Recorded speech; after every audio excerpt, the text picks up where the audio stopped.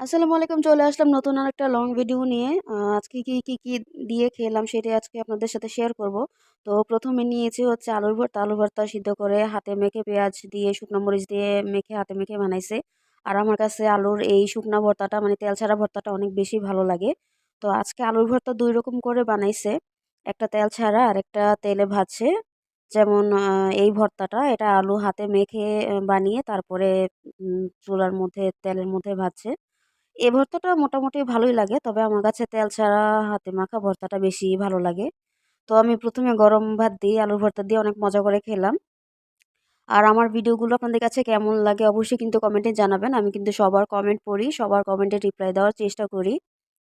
তো ভর্তা দিয়ে খাওয়া শেষ করে এখন নিলাম হচ্ছে একটা শুটকি। এটা হচ্ছে লাউয়ের আগা ডোগা পাতা তারপরে সিম দিয়ে শুটকি দিয়ে রান্না করছে। এই শুটকিটা আমার কাছে বেশ ভালো লাগে। লাউ পাতা তো আমার এমনিতেই পছন্দ। যারা আমার ভিডিও দেখে, রেগুলার ভিডিও দেখে তারা জানে যে লাউয়ের আগা ডোগা আমার খুব পছন্দ। এই যে ১ম এ লাউয়ের আগা ডোগাগুলো আমি খেয়ে নিচ্ছি।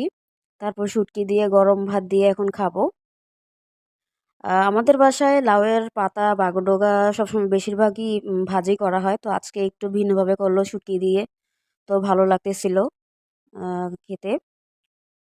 তো এখন নিলাম হচ্ছে আলুর ভর্তা আর ডাল। যেদিন আলুর ভর্তা রান্না করে সেদিন ডালও রান্না করে আমাদের বাসায়। আর আমার এটা খেতেই হবে। কারণ আলুর ভর্তা আর ডাল আমার খুব পছন্দ। এটা হয়তো অনেকেরই পছন্দ। কার পছন্দ অবশ্যই জানাবেন। তো আমি আলুর ভর্তা আর ডাল দিয়ে খাচ্ছিলাম। খুব মজা লাগতেছিল। আলুর ভর্তা আর ডাল দিয়ে খাওয়া শেষ করে এখন আমি আরেকটু ভাত নিলাম। আর এটা হচ্ছে থানকুনি পাতা বলে মানে গ্রামগঞ্জে যে এমনিতে হয়ে থাকে পুকুর পাড়ে আ এখানে সেখানে ওই থানকুনি পাতা ভাজি করছে। আমার এক কাকি দিছিল। পেঁয়াজ দিয়ে তারপরে শুকনো মরিচ, কাঁচামরিচ দিয়ে ভাজি করছে। এই পাতাটা মানে যারা খায়, যারা চিনে জানে এটা খুবই উপকারী। তো আমি একটু নিলাম, খেয়ে দেখলাম কেমন হলো। মোটামুটি ভালোই ছিল। তো আবার থানকুনি পাতা একটু ভর্তাও করছিল। এই ভর্তাটাও দিছে। এই থানকুনি পাতার ভর্তা তারপরে এরকম পেঁয়াজ মরিচ দিয়ে ভাজি আমি কখনো খাইনি। সবসময় আম্মু আলু দিয়ে ভাজি করছে। মানে আলু যখন ভাজি করতো আলু ভাজির সাথে দিত আরকি। বাট এভাবে আজকে ১ম খেলাম, ভালো লাগলো।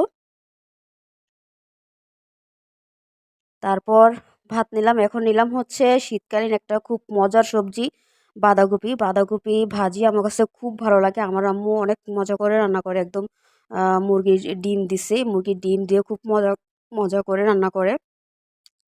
এই শীতের মধ্যে ১ম আজকে বাঁধাকপি ভাজি করল। আর আমার কাছে এত ভালো লাগছে। আমি বাঁধাকপি ভাজি করলে যখনই ভাজি করে আমি এরকমই খালি খাই।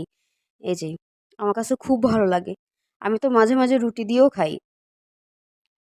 বাঁধাকপি আমার খুব পছন্দ। তো এই তো আমার ভিডিও শেষ। আমার ভিডিও কেমন লাগলো অবশ্যই জানাবেন। ধন্যবাদ সবাইকে। আসসালামু আলাইকুম।